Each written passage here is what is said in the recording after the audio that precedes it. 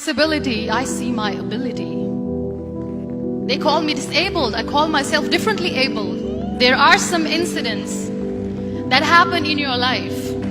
Those incidents break you, deform you, but they mold you into the best version of you. And the same thing happened to me. I was 18 years old when I got married. My father wanted me to get married. And all I said was, if that makes you happy, I'll say yes. And of course, it was never a happy marriage. Just about after 2 years of getting married, I met a car accident. Somehow my husband fell asleep and the car fell in the ditch. He managed to jump out, saved himself. I'm happy for him. But I stayed inside the car and I sustained a lot of injuries. The list is a bit long, don't get scared. The wrist was fractured. Shoulder bone and collarbone were fractured. My whole rib cage got fractured. And because of the rib cage injury, lungs and liver were badly injured. I couldn't breathe. I lost urine and bowel control. That's why I have to wear the bag wherever I go. 3 vertebrae of my backbone were completely crushed. And I got paralyzed for the rest of my life. I finally ended up in a hospital where I stayed for 2.5 months. I underwent multiple surgeries. One day, doctor came to me and he said, well, I heard that you wanted to be an artist, but you ended up being a housewife. I have a bad news for you. You won't be able to paint again because your wrist and your arm are so deformed, you won't be able to hold a pen again. Next day, doctor came to me and said, your spine injury is so bad, you won't be able to walk again. Because of your spine injury and the fixation that you have in your back, you won't be able to give birth to a child again. That day, I was devastated. I asked my mother, why me? And that is where I started to question my existence. Why am I even alive?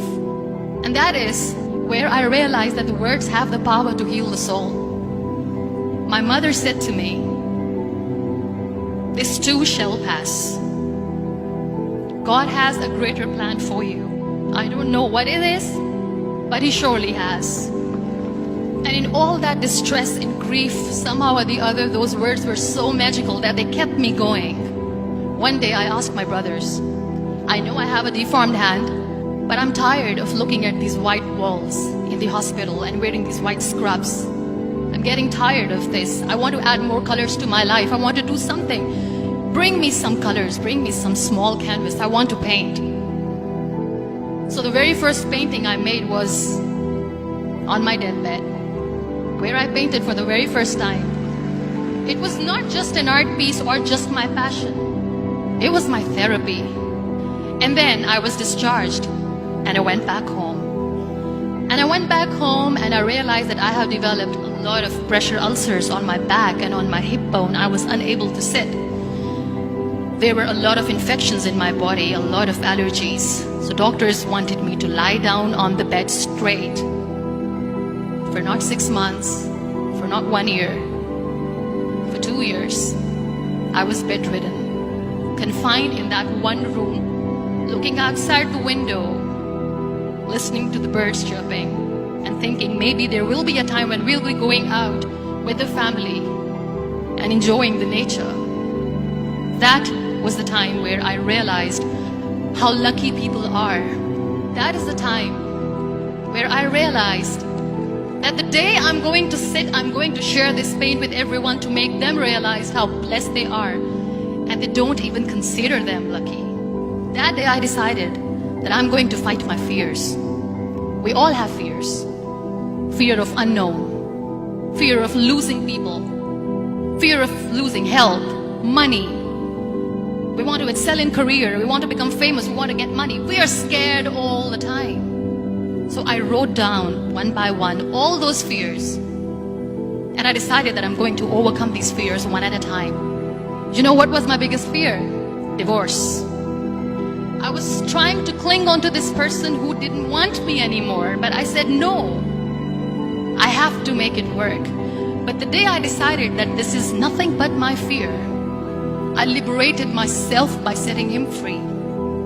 And I made myself emotionally so strong that the day I got the news that he's getting married, I sent him a text that I'm so happy for you and I wish you all the best. And he knows that I pray for him today.